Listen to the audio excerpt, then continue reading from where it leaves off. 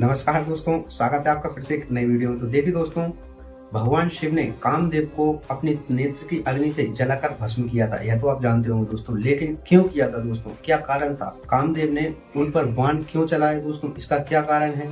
तब जाकर शंकर भगवान ने उनको अपने नेत्र की अग्नि से भस्म किया था। और जब दोस्तों कामदेव की मृत्यु हो गई थी, तब उनकी पत्नी रति ने भगवान शिव से प्रार्थना अर्चना की थी दोस्तों। तब कामदेव का जन्म किस प्रकार हुआ दोस्तों, और वह रति को किस तरह दोबारा से प्राप्त हुए दोस्तों, यानी यह एक लंबी कथा है दोस्तों। और इस कथा के माध्यम से मैं आपको यह सारी जानकारी दूंगा दोस्तों, आखिर भगवान शिव ने कामदेव को क्यों जलाकर भस्म किया था दोस्तों, और कामदेव का जो जन्म हुआ था वह किस नाम से प्रसिद्ध हुए थे और क्या क्या कारण हुए। सारी जानकारी दोस्तों आपको इस वीडियो में मिलेगी। अगर आप इन सब बातों को जानना चाहते हैं दोस्तों और सत्य बात जानना चाहते हैं दोस्तों, इस वीडियो में बने रहें दोस्तों, और इस वीडियो को पूरा देखिए, आपको 100% सत्य जानकारी मिलेगी दोस्तों। तो देखिए दोस्तों, अगर वीडियो अच्छा लगे तो वीडियो को लाइक कर देना, और ऐसी सत्य जानकारी के लिए दोस्तों मेरे इस चैनल को सब्सक्राइब अवश्य कर लेना। चलिए दोस्तों, वीडियो स्टार्ट करते हैं। तो देखिए दोस्तों, आखिर क्या कारण, क्या घटना घटी दोस्तों, इसके कारण से भगवान शिव ने कामदेव को भस्म किया। तो देखिए दोस्तों, बात उस समय की है। एक राक्षस था तारकासुर, जिसका आपने नाम सुना ही होगा दोस्तों। वह ब्रह्मा जी से वरदान पाकर दोस्तों उसने तपस्या की थी, तो उसने ब्रह्मदेव से वरदान प्राप्त कर लिया था दोस्तों। अब वरदान क्या था दोस्तों, देखिए जब उसने घोर तपस्या की थी, तब दोस्तों ब्रह्मदेव ने उसको वरदान दिया था दोस्तों।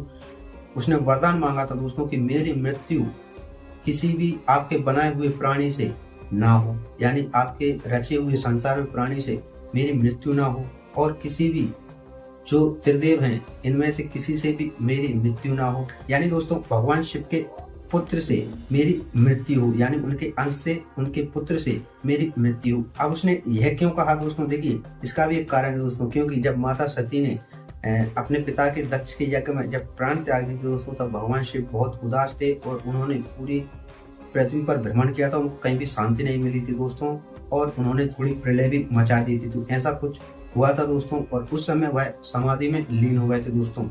तो वह जब तारकासुर ने यह दिमाग लगाया, जब भगवान शिव का विवाह ही नहीं हुआ, माता सती ने अपने प्राण त्याग दिए दोस्तों, भगवान शिव विवाह ही नहीं करेंगे तो उनका पुत्र कहाँ से होगा और मेरा वध कहाँ से होगा, यह उसने दिमाग लगाया था दोस्तों। ठीक है, तो यही कारण था दोस्तों। तो जब दोस्तों उस तारकासुर ने बहुत आतंक मचा दिया, तो इसके बाद दोस्तों सभी देवी देवता परेशान हुए, और सब देवी देवता ब्रह्मदेव के पास गए थे दोस्तों। ब्रह्मदेव खुद मिलकर सभी विष्णु के पास गए। विष्णु ने भी उनसे युद्ध किया उस राक्षस से, लेकिन उसका वह वध नहीं कर पाए। तो सब देवी देवता मिलकर यह विचार करने लगे दोस्तों कि आखिर भगवान शिव का माता पार्वती जी के साथ संयोग किस प्रकार कराया जाए, क्योंकि वह योगी हैं, तपस्वी हैं, वह विवाह नहीं करेंगे। ठीक है, तो इस तरह की सब गणना हुई दोस्तों। तब इंद्रदेव के मित्र थे दोस्तों कामदेव। तब दोस्तों इंद्रदेव ने वहां पर अपने मित्र को बुलाया जो कामदेव थे। वह कामदेव आए दोस्तों, और सभी देवी देवताओं ने उनसे प्रार्थना अर्चना की कामदेव से। तब कामदेव के पास दोस्तों आपने देखा पुष्प के 5 मोहित बाण थे दोस्तों। वह उन बाणों से किसी को भी मोहित कर सकते थे। वह सुगंधित बाण थे दोस्तों, जो वायु में फैलकर हर किसी को भी मुंह में डाल सकते थे। ब्रह्मदेव श्री विष्णु को भी मुंह में डाल सकते थे। अब यह 5 बाण दोस्तों ब्रह्मदेव ने ही उनको दिए थे। ठीक है, यह इतने प्रभावकारी थे दोस्तों। तो यह प्रार्थना अर्चना की, तब जाकर दोस्तों अब यह एक कारण क्या हुआ दोस्तों, देखिए क्योंकि भगवान शिव का मुंह में डालने का कारण यही है दोस्तों कि उनमें थोड़ी स्त्री के लिए अभिलाषा उत्पन्न हो, यानी दोस्तों माता पार्वती जो उनकी पूजा पर आई हो, पूजा करने जब आए, तो वह उनको देखकर मोहित हो जाए, यानी उनके मन में स्त्री की अभिलाषा जाग जाए, और वह विवाह करने के लिए हाँ कर दें, यानी तभी उनका विवाह होगा, तो उनसे पुत्र उत्पन्न होगा, और उस पुत्र से तारकासुर का वध होगा। यह विधान था दोस्तों। तो यही कारण था। इसी कारण से दोस्तों कामदेव वहां पर आए थे, और वहां पर आकर उन्होंने सुगंधित बाण खींचकर और भगवान शिव पर छोड़ दिया था दोस्तों। तो जब कामदेव ने उन पर बाण छोड़ा था दोस्तों, भगवान शिव भी थोड़े समय के लिए मोहित हो गए थे। तो जब वह मुंह में पड़े दोस्तों, तब उनके मन में भी पार्वती जी को देखकर, जब माता पार्वती जी उनकी पूजा करने आई, तो उनके रूप को देखकर उनके मन में स्त्री मोह जाग गया दोस्तों, और वह पार्वती जी को देखकर मोहित हो गए थे दोस्तों कुछ क्षण के लिए।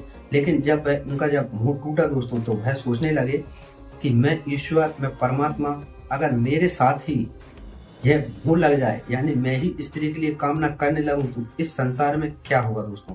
तो ऐसा उन्होंने मन में विचार किया, और उन्होंने सोचा कि यह दुस्साहस किसने किया है।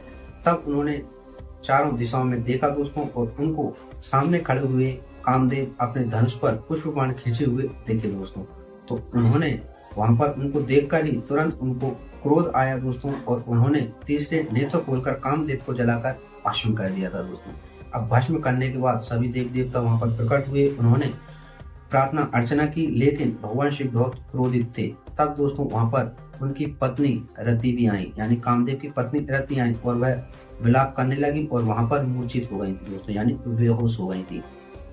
तो तब सभी देव देवताओं ने मिलकर भगवान शिव से बहुत प्रार्थना अर्चना की, उनकी स्तुति की, तब जाकर वह प्रसन्न हुए दोस्तों, और उन्होंने रति को होश में लाया, यानी मूर्छित अवस्था से उठाया।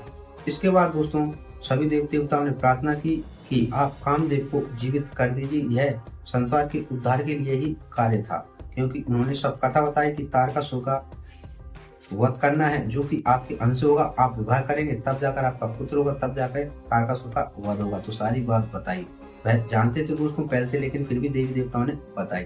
तो यह कारण तब भगवान शिव ने कहा दोस्तों इसको जीवित नहीं कर सकता, यह सृष्टि के विरुद्ध होगा। तो इस तरह की बात हुई दोस्तों, और तब यह बात सुनकर माता रति बहुत दुखित हुई। तब भगवान शिव ने माता रति से कहा दोस्तों, और सभी देवी देवताओं से कहा, जब भगवान श्री कृष्ण द्वारका में रहकर जब पुत्रों को उत्पन्न करेंगे, तब यह द्वारका में रुक्मणी के गर्भ से जन्म लेंगे दोस्तों, और इनका नाम प्रद्युम्न होगा। तो जो प्रद्युम्न था दोस्तों, जो श्री कृष्ण का पुत्र कहा जाता है प्रद्युम्न, वह दोस्तों कामदेवी थे। कामदेव का जन्म था दोस्तों, और उन्होंने प्रद्युम्न के नाम से विख्यात हुए, प्रद्युम्न के रूप में जन्म लिया था दोस्तों। तो जब वह प्रद्युम्न का जन्म हुआ था दोस्तों, तब एक राक्षस था वहां पर शंबरासुर। तो शंबरासुर ने उसे छीनकर और समुद्र में फेंक दिया था। आपने सुना हो या ना सुना हो, शंबरासुर ने उसको मरा हुआ समझकर छोड़ दिया था दोस्तों, यानी समुद्र में फेंक दिया था और मरा हुआ समझकर छोड़ दिया था।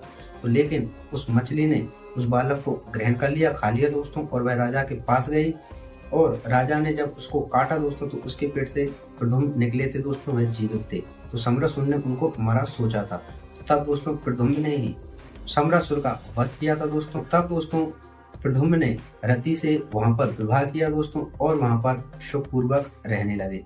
तो यह घटना घटी दोस्तों, एक यह कारण था। इसी कारण से दोस्तों भगवान शिव ने कामदेव को अपनी नेत्र की अग्नि से जलाकर भस्म किया था, और कामदेव का जन्म प्रद्युम्न के रूप में हुआ था दोस्तों। प्रद्युम्न भी कामदेव के पुनर्जन्म थे दोस्तों, और तब जाकर वह रति को दोबारा से प्राप्त हुए थे। तो यह पूरी कथा थी दोस्तों, यह पूरी घटना थी। तो यह जानकारी दोस्तों अगर आपको अच्छी लगी हो तो वीडियो को लाइक अवश्य कर देना दोस्तों। इसके अलावा भी दोस्तों आपके मन में कोई भी कंफ्यूजन हो या आपके मन में अन्य भी सवाल हो दोस्तों, तो आप कमेंट में अवश्य पूछिए, मैं उसकी जानकारी आपको अवश्य दूंगा दोस्तों। ऐसी ही जानकारी के लिए दोस्तों मेरे इस चैनल को सब्सक्राइब अवश्य कर लेना। चलिए दोस्तों मिलते हैं नेक्स्ट वीडियो में किसी और नई जानकारी के साथ, तब तक के लिए जय श्री राम।